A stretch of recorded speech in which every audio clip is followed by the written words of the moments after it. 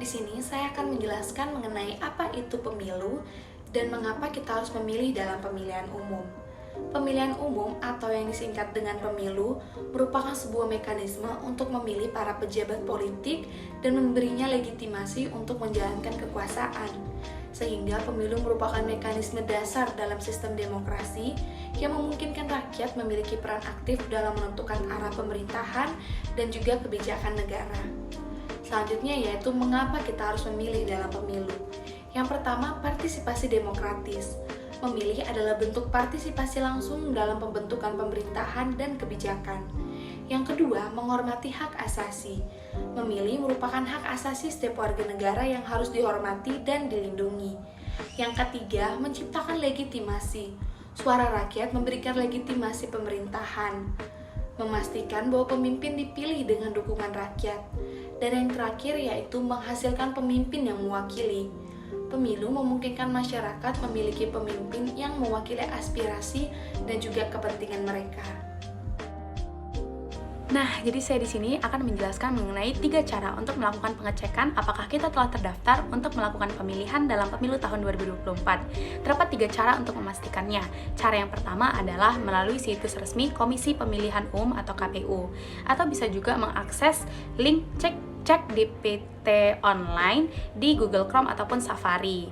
Nah, cara yang kedua adalah melakukan verifikasi data. Verifikasi data di sini menggunakan data diri seperti KTP ataupun data kependudukan yang berlaku di daerah yang kalian tinggali. Nah, cara yang ketiga adalah melakukan sosialisasi yang diberikan oleh KPU dan kelurahan setempat. Selanjutnya, cara melakukan pindah pilih. Yang pertama dengan mengajukan permohonan seperti mengajukan permohonan pindah pilih ke KPU setempat dengan membawa persyaratan yang ditentukan.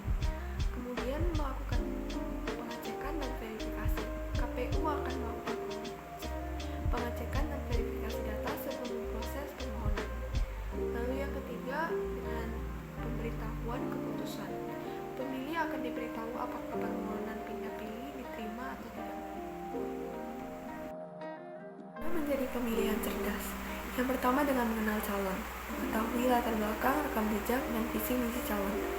Kemudian mempelajari program, memahami program dan kebijakan yang diusung oleh calon. Lalu membandingkan calon dari berbagai aspek untuk membuat keputusan yang informan. Lalu mengikuti debat antar calon untuk mendapatkan informasi lebih lanjut.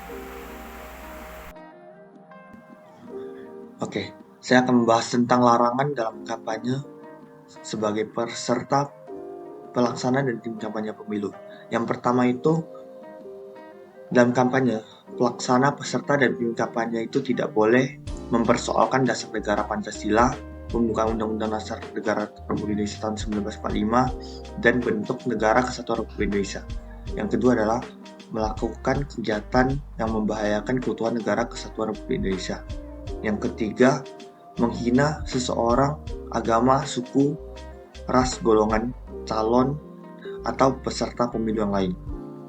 Yang keempat, menghasut atau mengadu domba perseorangan ataupun masyarakat. Yang kelima itu melanggar atau mengganggu ketertiban umum. Yang keenam itu mengancam atau melakukan kekerasan atau mengajarkan pengguna kekerasan kepada seseorang, sekelompok anggota masyarakat, atau peserta pemilu yang lain. Yang ketujuh itu merusak atau menghilangkan alat peraga kampanye peserta pemilu. Yang ke-8 itu menggunakan rumah ibadah sebagai tempat untuk kampanye. Yang ke-9 menggunakan fasilitas pemerintah dan tempat pendidikan sebagai tempat kampanye. Yang ke-10 membawa atau menggunakan tanda atau gambar atribut selain dari tanda atau gambar atribut peserta pemilu yang bersangkutan. Yang ke-11 atau yang terakhir adalah menjanjikan atau memberikan uang atau materi lainnya kepada peserta pemilu. Selanjutnya, siapa saja yang dilarang menjadi pelaksana dan ikut serta dalam tim kampanye pemilu? Yang pertama itu ketua, wakil ketua, ketua muda, hakim agung pada Mahkamah Konstitusi, dan hakim pada semua badan peradilan di bawah Mahkamah Agung, dan hakim konstitusi pada Mahkamah Konstitusi. Yang kedua adalah ketua, wakil ketua, dan anggota pemeriksa keuangan. Yang ketiga, gubernur, deputi gubernur senior, dan deputi gubernur Bank Indonesia. Yang keempat, direksi, komisaris, dewan pengawas, dan karyawan BUMN dan BUMD.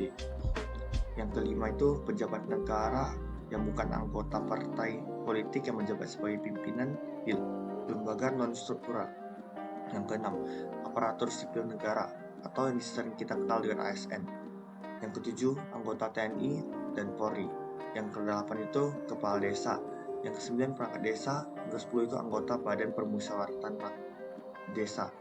Yang terakhir, yang ke-11 adalah warga negara Indonesia yang tidak memiliki hak untuk memilih.